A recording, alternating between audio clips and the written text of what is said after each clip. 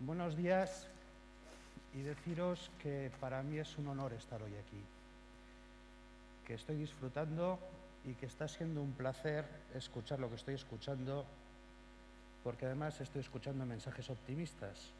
Espero que cuando yo acabe siga siendo un placer para vosotros. Bueno, efecto Medici. Cuando desde la Fundación se me propuso que yo hablara de esto, yo dije, ¿y esto qué es?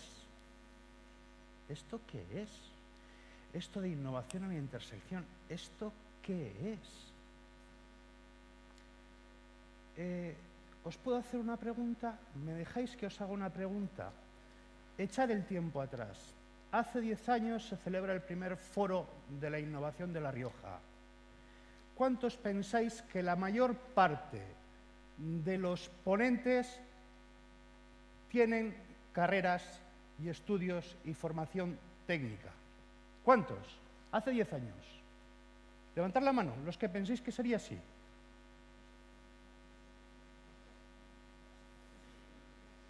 Bueno, poquitos. Bien. Otra cosa que os pido, por favor, para cuando acabe mi ponencia, leer la formación de los ponentes. Es un ejemplo este foro de innovar en la intersección. Vais a ver que hay formaciones de todo tipo, perfiles profesionales de todo tipo, desde la psicología a la física, la ingeniería, las económicas y así sucesivamente. Porque, me vais a perdonar, pero ¿qué pinta un sociólogo como yo en un sitio como este? Ese es mi avatar, ese soy yo, me lo regalaron mis hijos. ¿Qué pinta? Bueno, esta misma pregunta yo me la hice en el año 94 en una conferencia delante de 400 ingenieros en el Parque Tecnológico de Boecillo.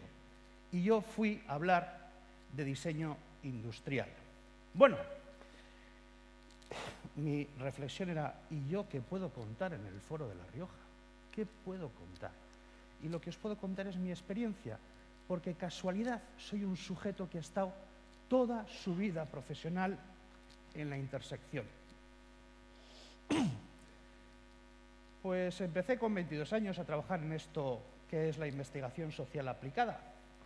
Y desde el primer día en empresas y en grupos empresariales, aunque ya llevo 14 o 15 años por mi cuenta. Y en el año 83, además, que algunos de los que estamos aquí ya hemos pasado unas cuantas crisis, y por cierto, en la de ahora nosotros bien, creciendo un 25% porque hemos innovado, pero en el año 83 yendo a cerrar empresas con equipos del banco que nos contrataba. Duro, ¿eh? Aquello era duro. Aitor Vallejo, un sociólogo en consejos de administración, en consejos de dirección, que yo no tenía ni idea. Yo solo sabía de sociología, eso sí, y de sociedad, y de personas, y de grupos sociales. Bueno, pues os voy a contar algo de esto, y de paso meteré algo también, por supuesto, del efecto Medici. Pero mi primera reflexión fue, porque además, hablando de esto en la Fundación, fue como surgió. Mi teoría, mi hipótesis, mi afirmación es que vivimos un tiempo, que estamos llegando a un tiempo en el que las sociedades y las metodologías técnicas y cultura de gestión de las empresas estamos llegando a un punto que es, entre comillas, un nuevo renacimiento. ¿Y un nuevo renacimiento por qué? Porque hoy, por fin, ya y en estos tiempos que corren, empezamos a hablar de verdad de que lo importante son las personas. No son las inversiones, no son las tecnologías, no es la maquinaria, no son las materias primas, son las personas y las capacidades de las personas. Sin personas no hay creatividad, sin personas trabajando para otras personas no hay innovación. Eso es lo importante. Y en una sociedad como la nuestra, en España, en La Rioja, el futuro que nos espera, nuestra materia prima de verdad, son nuestras personas. Vosotros y los que vienen detrás nuestro. Bien, pero nada que le demos una reflexión y un repaso a cómo han evolucionado las teorías o las metodologías o las técnicas de gestión desde el año 70 para acá, lo que hemos podido ir viendo es como el paso inexorable, y no voy a entretenerme en ir leyendo lo que hay ahí, pero en los años 70 lo importante para las empresas eran los planes a largo plazo, los planes financieros. ¿Por qué? Porque eran mercados absolutos de demanda. Lo importante era tener recursos para fabricar y vender, porque estaba todo vendido. Luego lo importante eran los recursos financieros, no las personas. En los años 80 ya empezamos con la primera crisis del petróleo. Lo pasamos mal, ¿eh? Lo pasamos bastante mal en este país. Se cerraron unas cuantas empresas. Bien, bueno, y entonces nos dimos cuenta de que el problema era que había que aprender a vender, porque no sabíamos vender, no sabíamos de marketing. Lo importante venía por tener inteligencia de mercados, por tener inteligencia comercial, por hacer marketing. Bueno, y si nos vamos a los años 90, lo que ocurre es que explota las metodologías técnicas, la cultura de gestión en las empresas. En general es lo que podemos decir. Y empezamos a hablar de planificación estratégica y, por supuesto, de Michael Porter y todos los demás, y empezamos a hablar de gestión de la calidad, y empezamos a hablar de análisis de valor, y empezamos a hablar de muchísimas herramientas de gestión. Y, entre ellas, digamos, de que hay que construir posicionamiento, de que nos tenemos que empezar a diferenciar, bueno, y empiezan a aparecer determinado tipo de herramientas. Me vais a perdonar que voy como una moto. Los sociólogos que trabajamos en tendencias sociales para ayudar a las empresas a decidir su futuro, a esto le llamamos síndrome de los tiempos comprimidos. Vamos así. Bien, bueno, a lo que voy es que en el año 2000 o en la década de los 2000 empezamos con la excelencia.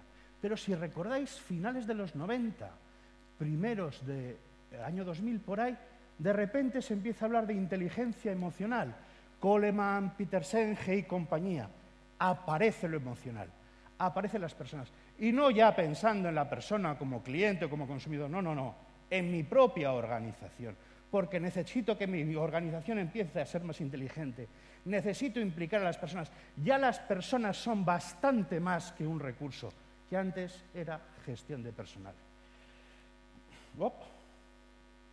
Bien, todo parece indicar, yo recojo ahí una cita de la Comisión de Competitividad de los Estados Unidos, todo parece indicar que caminamos indefectiblemente hacia un mundo, hacia unos años venideros y actuales, digamos, donde la innovación es lo que importa, porque la realidad es que hemos ido afinando mucho las capacidades organizativas, el desarrollo organizativo, las herramientas de gestión, la gestión por procesos y así todo lo que podamos hablar de las empresas. Supongo que no todas, pero digamos que es algo relativamente conocido y dominado. Amigo, pero crear y convertir eso en algo traspasable al mercado y que se venda, innovar, eso ya no se domina tan fácilmente. Bueno, se tiene muy claro que caminamos indefectible en esa dirección. Ya veremos cómo, cuánto, etc. Bueno, y si seguimos y hablamos de los tiempos que hoy llevamos, pues realmente hay inversión en tecnología, hay acuerdos tecnológicos con universidades, hay esfuerzos fuertes en centros tecnológicos y esfuerzos muy fuertes en las personas, en formación, en motivación, en implicación. Necesitamos lo mejor de nuestra gente para tirar adelante. Bueno, nos acercamos, digamos, a un entorno de innovación en la intersección, de convergencia de todo tipo. Bueno, en el fondo de lo que estamos hablando hoy en día es que las empresas necesitamos lo mejor de nuestras personas, que en el centro están las personas, que lo que estamos hablando cuando hablamos de innovación es del ser humano con todo su potencial, con su conocimiento formal, informal, su experiencia, su capacidad de relación social, su curiosidad y ganas de aprender, qué importante lo de la curiosidad, sus emociones, sus sueños. Luego hablaré de la máquina de soñar sueños, y obviamente de su creatividad y su capacidad de innovación. El hombre, con esto que hablamos de innovación, se está convirtiendo en el centro de nuestras organizaciones y de nuestra sociedad. Y obviamente las relaciones entre los hombres o mujeres, unos y otros, perdonadme. Por supuesto, hombre entre comillas. No me tachéis de lo que no soy, por favor, ¿eh? Bien, bueno, esto es lo que está pasando, ¿vale? Y además, ¿dónde se ve? Si miramos datos, si vemos cuáles son las capacidades humanas que realmente están contribuyendo a generar innovación, a aportar valor, a dar éxito, digamos, a las compañías, realmente ya veis dónde está. Uy, se me ha movido la pirámide. Pero estamos hablando de la pasión, de la creatividad, de la iniciativa, del conocimiento. Por debajo la diligencia, la obediencia. Eso no es relevante. Lo que hoy en día es relevante realmente para competir es la capacidad de apasionarse por una idea y traccionar de ella y convertirla en innovación. Bueno, ¿pero qué ocurre? Que esto que hablo del ser humano con todo su potencial, las personas no somos máquinas, no hay máquinas que innoven tampoco. Las personas nos vamos a casa y este órgano que tenemos aquí de 1 kilo y pico de peso también se va con nosotros. ¿Puede seguir trabajando o no? Los hay que es que lo desenchufan, los hay que nos sigue funcionando. Claro, ¿cómo conseguimos que esto funcione? Ese principal medio que tenemos, ¿cómo conseguimos? Porque lo que necesitamos las empresas es desarrollar el talento creativo y la capacidad innovadora de nuestra gente y que eso se vaya manteniendo en el tiempo. Uy, 8,25. Bueno, pero claro, yo me he hecho muchas veces estas preguntas porque os voy a poner un caso en el que yo he vivido y he participado. En los últimos 10 años he participado en 4 grandes procesos de innovación. ¿Dónde radican las fuentes de la innovación? ¿Quién inventó el ala delta? ¿O quién inventó la bicicleta? ¿No? Realmente, de verdad, yo creo que estamos en un nuevo renacimiento. Que esta era que nos viene por delante es una era de nuevo renacimiento. Bueno, también, depende cómo lo queramos ver, si nos consideramos imperio romano, igual resulta que por ahí están los bárbaros en la frontera dando duro por entrar. Bien, ¿y el efecto Medici de qué nos habla? Pues en el fondo nos habla de que vivimos tiempos de nuevo renacimiento, de que lo que se hizo en el finales del siglo XV, en la Florencia de los Medici y con todo el proceso del Renacimiento, no fue ni más ni menos, y me vais a perdonar, que meter a mucha gente inteligente con capacidades muy diversas, poetas, artistas, arquitectos, escultores, pintores, etcétera, etcétera, en la misma olla y dejarlos, digamos, que fueran interactuando. Si sabéis de termodinámica y de teoría de sistemas, les metieron un poquito de calor, los trataron bien y empezaron a interactuar las moléculas. ¿Eso qué generó? Pues todo lo que Da Vinci ha generado y todo lo que muchos artistas y arquitectos e ingenieros de aquella época generaron, de los cuales todavía algunas cosas, si me apuráis, estamos viviendo. Bien, pues innovar en la intersección. Hay que tener conceptos claros. Copiar rápido, copiar y mejorar no es ser creativo, no es crear ni ser creativo, no es innovar ni ser innovador. Ser creativo es crear una idea nueva y valiosa. Innovar es hacer que esa idea se haga realidad, llevarla a la práctica y tener éxito ya es una innovación de éxito. Bueno, ¿qué es lo que está ocurriendo? Que de una época, yo cuando acabé mis estudios de sociología en la Universidad de Deusto, un catedrático que hoy en día está en el CSIC me dijo: todos vosotros, éramos 15 en clase, era un chollo, todos vosotros lo que tenéis que hacer es especializaros. Es precisamente lo contrario. Yo no he hecho nada de eso. Al revés, me he fusionado, me he mezclado, porque caminamos en el futuro que nos viene delante y el que tenemos ya a ciencias, tecnologías, conocimientos, organizaciones, procesos, empresas híbridos, fusionados, interseccionales, en la interculturalidad, en la interdisciplinaridad de campos de conocimiento y de experiencia, está la materia prima de la innovación. Bueno, por ejemplo, dentro de las cosas que nosotros trabajamos en tendencias hay una cosa que algunas agencias que piensan el futuro, sobre todo americanas, que hay muchas, en Europa hay menos y en España hay bastantes menos, hablan del Green Fusion, de la fusión de la genómica, de la robótica, nanotecnología, de Internet of las TICs y de las neurociencias. Y se habla que esa va a ser la siguiente revolución tecnológica. Y yo no venía a hablar de tecnología, sino que para mí lo importante aquí como concepto es la fusión, la integración, la búsqueda de la intersección para trabajar desde conocimientos distintos y disciplinas diferentes para generar cosas nuevas. Va a haber lentillas que van a liberar ellas el medicamento que vuestro ojo va a necesitar. Va a haber lentillas que, como vamos a ser todos bastante mayores dentro de unos años y muchos vamos a tener diabetes, simplemente con el cambio de color de la lentilla van a identificar la posibilidad de un shock hipoglucémico. Pero nos van a administrar los fármacos en la célula exacta en la que hay que administrarlo con pequeños nanorobots.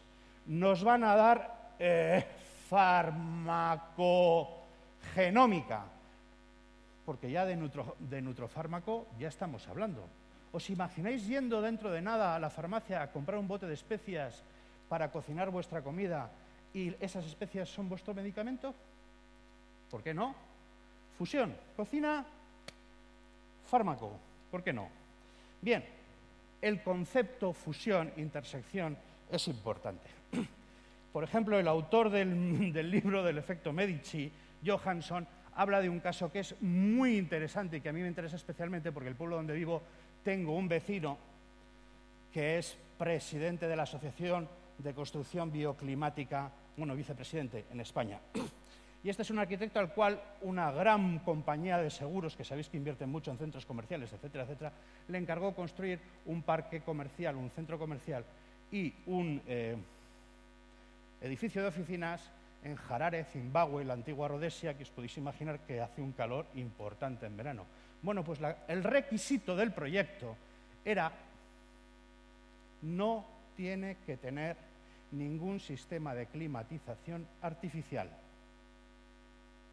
Se tiene que regular su ambiente climatológico, interno climatológico, de confort, de aire, etcétera, etcétera, y temperatura, naturalmente. Bueno, este hombre que dio la casualidad, el arquitecto, que además era un gran aficionado a los ecosistemas, copió la forma y la manera en que las hormigas, las termitas, en sus termiteros, regulan la temperatura, porque resulta que las termitas jamás pueden estar por encima de los 30 grados, porque si no se mueren, porque al estar exactamente a 30 grados, en sus nidos se generan unas enzimas que les permiten, digamos, alimentarse. Bueno, este es un caso, pero yo os voy a contar algún otro caso de hibridación en el que yo he trabajado. Yo tuve la fortuna entre el año 90 y el año 94 de ser gerente de una empresa de diseño industrial que pertenece al grupo Mondragón. Vaya, yo diría que es una empresa bastante importante, no voy a decir la más grande, pero igual la segunda o la tercera más grande de España. Y trabajamos en proyectos importantes, de autobuses, de bicicletas, por supuesto, faltaría más, de metros. Bien, trabajamos en unos cuantos, pero trabajamos en un proyecto pequeñito, muy pequeñito, que generó una patente mundial que compró Philips. Bien, y el proyecto es así de tonto, un protector para telemandos. Recordáis que Melicone hacía anuncios de protectores de telemandos, lo recordáis, ¿verdad? Bien, pues el cliente, que se llama Mayer, que es una empresa que inyecta termoplásticos estéticos para el automóvil, tenía el complejo de que nosotros no tenemos producto propio. Voy muy mal de tiempo. ¿Me vas a tener que dejar dos?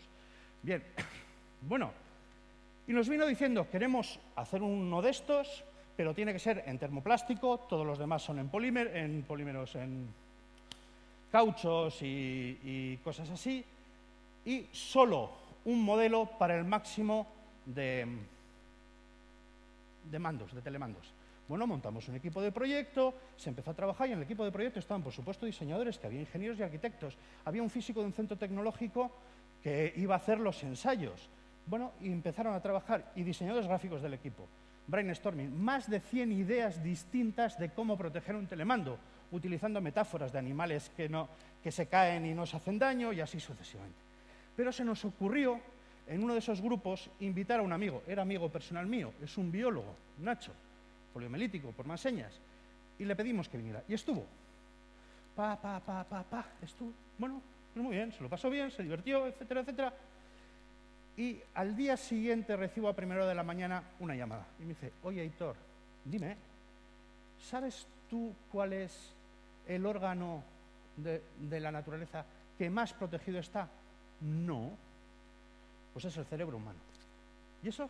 Sí, mira, es una estructura ósea rígida por el exterior, una estructura ósea mullida por el interior y además está en un líquido. Si conseguís reproducir eso, conseguiréis un buen sistema de protección. Dicho y hecho, manos a la obra, hicimos algo parecido. No exactamente, porque inyectar líquidos es muy complicado, pero todo lo demás lo conseguimos. Ningún protector protege como ese. Patente mundial, la compró Philips.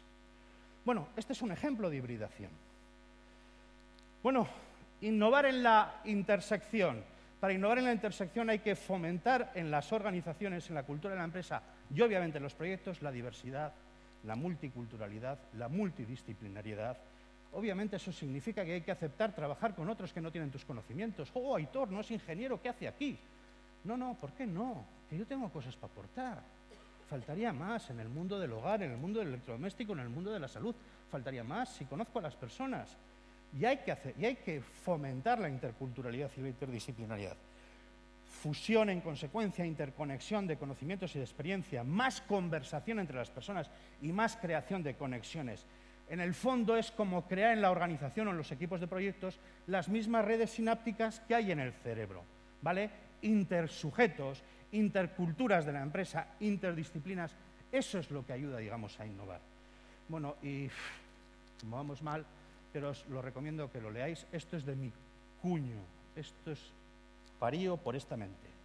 Bueno, merece mucho la pena y hay que darle una vuelta. ¿A cuál es la función de los líderes?